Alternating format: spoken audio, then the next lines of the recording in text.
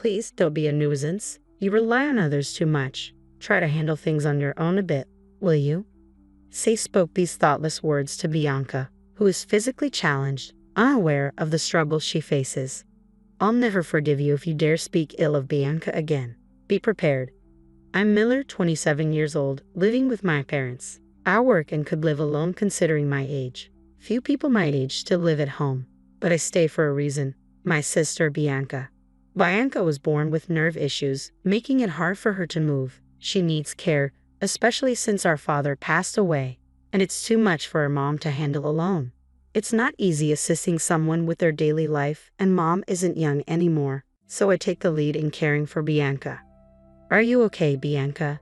Does your body hurt? No, I'm fine, thank you. Despite her pain, Bianca always worries about me. She tries to do everything she can and used to apologize all the time when I started caring for her. Seeing her like that made my heart ache. Bianca, please don't apologize. After asking her several times, she reluctantly agreed. She feels sorry, but I don't mind at all. Mom opposed me taking care of her, worried about my age, job, and marriage prospects, but I care more about Bianca and want to stay by her side. Each time Mom brought it up, I'd rebel. I want to be with Bianca. Reflecting on it now, I was quite childish. Mom understood it and stopped objecting. She takes care of Bianca while I'm at work. I'm grateful for her concern, but being there for Bianca means the most to me.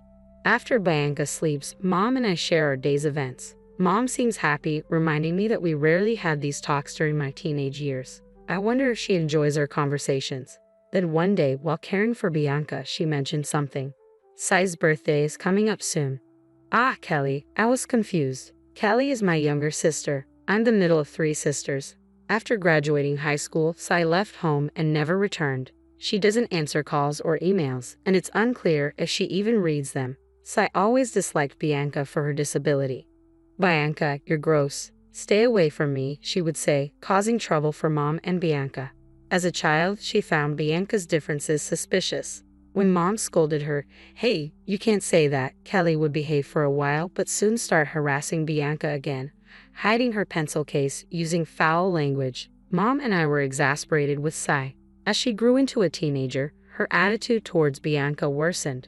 She started staying out late, and it wasn't unusual for her not to come home. No matter how much we cautioned her, she'd yell, "Shut up, don't interfere," and storm out. Eventually, Mom gave up. Just let her be. On the day Sai left home after high school, she said to Bianca, "Please don't trouble me. I mean, you're too dependent on others. Try to do something on your own for a change." Oblivious to Bianca's situation, Sai added these words. Despite her limitations, Bianca tried to be independent.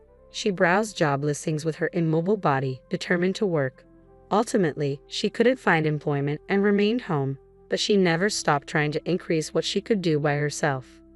I couldn't forgive Sai for her heartless remarks. As I was about to lash out, Bianca stopped me. "Maybe that's how Kelly sees it. Sorry for being such a burden," she said, looking at Kelly with a mix of irritation and resignation. Kelly left home, and we lost touch. I heard from relatives that she got married right after high school, likely spending time at her boyfriend's place even before that. Initially, I tried reaching out, but she never responded, so I tried to live without thinking about Kelly. Bianca, are you going to contact Kelly again this year? Yeah, I think I'll try.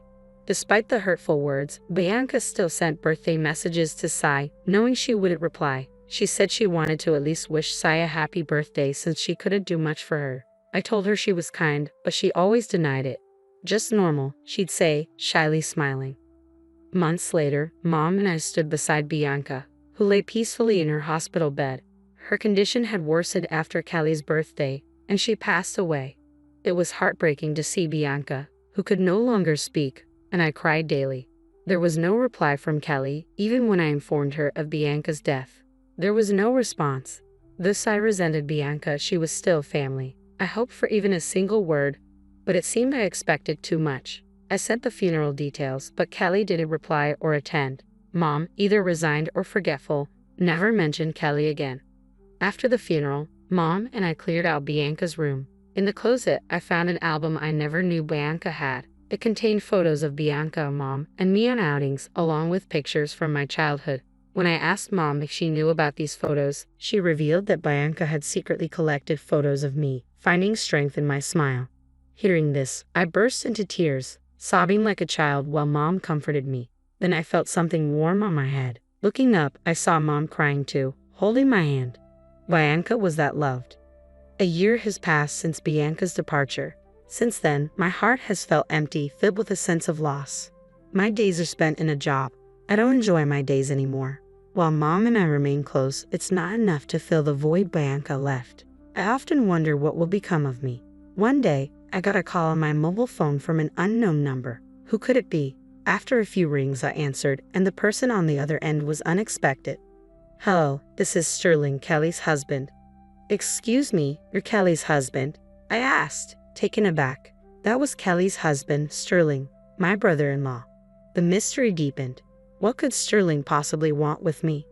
Yes, he replied, his tone sounding somewhat angry. Do you need something? I asked, waiting for his next words. Please pick up your sister with disabilities. We've been looking after her for 6 months now, Sterling said, even more surprising me. An impossible situation had arisen. Bianca was with Sterling. I was so taken aback I fell silent. Thinking I was upset, Sterling pressed on. Why are you silent? Don't you care about your sister? What kind of human are you? His words bewildered me, but I finally spoke up. Bianca passed away a year ago. Sterling, perhaps in his excitement, wasn't listening. Tired of caring and just dumping her on someone else. Your sister looks so sad, like she's been abandoned. This conversation was going nowhere. I interrupted Sterling to repeat. Bianca died a year ago. After a brief silence, Sterling finally spoke. Is that true? It seemed my words had finally reached him. I calmly explained to a now composed Sterling that Bianca had died a year ago, and that it was Kelly, not me, who had disliked Bianca. I also mentioned that we had informed Kelly when Bianca passed away. Shocked, Sterling seemed at a loss for words. Then, with a trembling voice, he said, Then who's the woman in our house? Excuse me, I asked, listening intently to Sterling's story. Apparently, 6 months ago, Kelly brought home a woman in a wheelchair, claiming she was her sister. Initially, they tried contacting us repeatedly, but Kelly had dismissed their efforts, saying, Nobody will listen, it's pointless. Refusing to acknowledge us despite claiming the woman was Bianca, Kelly didn't care for her at all. After returning from work, all the care fell on Sterling. Despite hearing the entire story, I couldn't grasp the situation, and it seems Sterling himself felt the same. Would you mind coming to our house? Maybe it's better to talk in person. Indeed, meeting and talking in person would be quicker than over the phone. I agreed to Sterling's suggestion and decided to visit his apartment with Mom next weekend. When I told Mom about the call from Sterling and the story about Bianca, she was very surprised and quite scared at the possibility that Bianca, who was supposed to be gone, might still be there. Finally, the day arrived. Bracing ourselves, we left the house and headed to Sterling's apartment. Nervous, I muttered as we approached the place. Mom nodded beside me, looking tense as well. We approached the designated room and rang the bell. From inside, we heard 2 sets of footsteps stop abruptly. The door opened, and a fresh-faced young man appeared. Mother-in-law, sister-in-law, thank you for coming all this way, Sterling said, leading us inside. We followed his lead, but as we were about to enter the room, we were interrupted by a familiar figure. Hey, why are you here? I didn't call you, and you haven't even met Sterling. Just do as I say, and leave quickly, Kelly said, trying to block our entry. Claiming to be the sister, Kelly didn't care for the woman at all. She physically blocked us, creating a wall to prevent us from entering the living room. However, we managed to get past her. Turning to Sterling's side, I saw a woman sitting in a wheelchair, her eyes filled with fear and uncertainty. Is this lady your sister? Sterling asked, pointing to her. The woman appeared to be around Bianca's age, but neither Mom nor I knew her. No, she's not. We don't know her, I responded. I see, Sterling said quietly. He then turned back to the woman. Meanwhile, Kelly was trembling and had collapsed on the floor. Ignoring Kelly's state, Sterling asked the woman, Who are you exactly? The woman didn't respond. Something was going on. Perhaps she had been threatened by Kelly into silence. I turned back to Kelly. Who's this woman? You brought her here, right? I asked, but Kelly remained silent as usual. What? You didn't bring a stranger here, did you? I raised my voice in question. A soft voice came from behind. It seemed to be from the woman in the wheelchair. Looking at her again, she appeared remorseful but stayed quiet. After a deep breath, she slowly started to reveal her identity. I am. Don't say anything. Don't talk, Kelly desperately shouted, trying to prevent her from speaking. Hearing this, Mom was very angry. You stay quiet, she raised her voice. Surprised by her tone, Kelly gave up on speaking. We turned back to the woman, encouraging her to continue. Slowly, despite being scared, she began to reveal the full story. My name is Christina Red Manuel. Red Manuel? Sterling exclaimed loudly upon hearing her name. It was unfamiliar to us. Sterling, do you know her? I asked. Do I know her? Could you be the daughter of Mr. Red Manuel? Christina nodded. Hearing more from Sterling, it turned out that Christina was the daughter of Sterling's boss. Hearing this, both Mom and I were perplexed. Sterling, trying his best to explain, also seemed unsure of what was happening. What was Kelly trying to do, bringing a complete stranger and claiming her to be Bianca? Beyond questions, I felt fear. It seemed the only way to get answers was to confront Kelly directly. I stood up next to Kelly, who still sat on the floor with a disgruntled expression, and demanded an explanation. What's going on? You started all this, right? Involving so many people is unthinkable. Explain everything. However, Kelly just stood there, staring off into space, refusing to speak. Even when cornered like this, she seemed unwilling to reveal the truth. I knew Kelly had issues, but I didn't expect her to be this stubborn. What should we do now? As I pondered, Christina spoke up. Kelly is dating my brother, she said, looking right at us with an unexpected boldness. Noticing Christina's assertiveness, Kelly glared at her and then tried to pounce on her. We managed to stop her and turned our attention back to Christina. Stammering at times but earnest, Christina shared her story. Kelly tried to interrupt, but Mom's stern look silenced her. Christina revealed that she had been living with a disability in her lower body since a childhood accident. Since then, her family had been overly cautious around her, making her feel uncomfortable. One day, after more than 10 years of this, Kelly suddenly showed up. I'll take you in, she had said. Confused, Christina eventually felt less afraid, knowing Kelly was her brother's partner. Perhaps Kelly took Christina in to impress her boyfriend. Once at Kelly's home, Kelly did nothing for Christina, leaving everything to Sterling. When alone with Kelly, the kindness shown at the time of taking her in vanished. You're in the way, Kelly would often say, negating Christina's existence.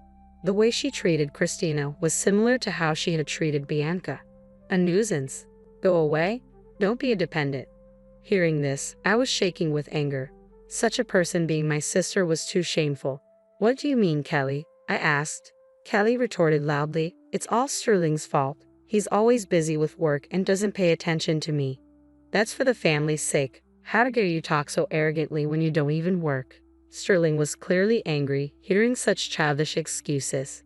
If you're not working, it would be nice to have Sterling go to work for you, I said, watching Kelly continue with her excuses. I was overwhelmed with anger like never before. Just as I was about to unleash my fury on Kelly, Sterling spoke up. Do you realize how many people you are hurting, Kelly? Your sister, your mother, Christina, and your late sister. As a human being, you were out of line. Kelly stopped making excuses and was visibly shocked. Usually faced with a calm Sterling, she tried to retort but ultimately couldn't find the words against Sterling's anger. Sterling continued to explain how serious the situation was. But I mean, Kelly tried to make more excuses, but tears prevented her from speaking clearly.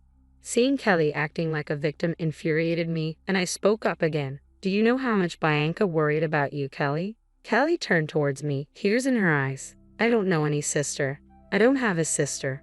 Her words left me in shock. I never expected her to say something like that. I was at a loss for words, but before I knew it, I blurted out, do you know, Kelly, that Bianca sent you an email every year on your birthday? Despite the terrible things you said to her, she always thought of you. Kelly hung her head down again. She must have known about the birthday emails but chose to ignore them. Despicable, I said. Kelly didn't expect such words from me. She remained silent, tears quietly streaming down her face. Afterward, Sterling and Kelly got divorced. Sterling seemed very angry with his brother for neglecting Christina and discussed with his boss the affair and the treatment of Christina. Soon, rumors about the brother, some perhaps unfounded, began to spread in the company. He tried to endure it first but eventually resigned.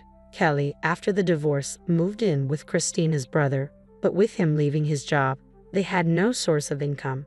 They moved from their previous residence to a cheaper apartment and somehow managed to get by. After the divorce, Kelly came to me begging, "Let me live at our parents' house." Of course, I refused. Mom managed to send Kelly back this time. Unlike before, Kelly sent many messages, but I ignored all of them. Eventually, the messages stopped. However, what really bothered me was why Christina stayed in that house without any resistance. Christina and I became friends after that incident. Out of curiosity, I asked her why she didn't try to escape. Her answer was surprising. It turned out that Christina had fallen in love with Sterling, who cared for her without expecting anything in return. She knew she would never be with him if she stayed, but going back home wasn't an option either, as she wouldn't be treated well there. Kelly's words were hurtful, but being near Sterling made her happy. Now, amazingly, she and Sterling are married. Married? I exclaimed in surprise. I had not expected such a turn of events. Sterling, too, must have been drawn to Christina while caring for her. Now they live together in that apartment. Upon closer inspection, a ring shone on her left ring finger. Despite everything, had this incident not happened, Christina and I wouldn't have become close friends, nor would she have married Sterling. It was a complex process, but if everyone is happy now, that's what matters. I too need to find a marriage partner soon. With that thought, I savored my coffee.